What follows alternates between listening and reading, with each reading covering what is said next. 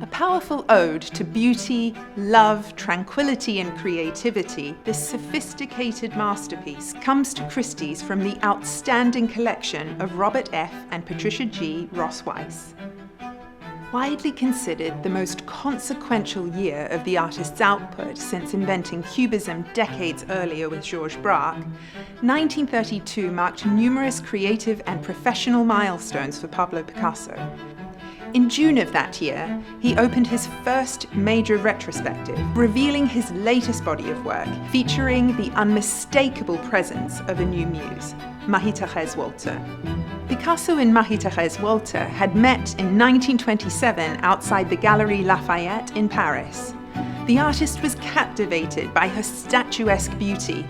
In La Lecture Marie-Thérèse, Picasso evokes Marie-Thérèse's iconic sculptural profile on a larger-than-life-size scale.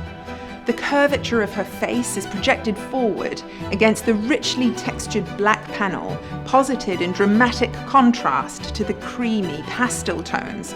Marie-Thérèse's eyes are downcast, delineated as delicate curves like tiny crescent moons as she absorbs herself in reading, her imagination captured, her mind transported to another vision, an alternate fantasy which would prove inspirational and transformative.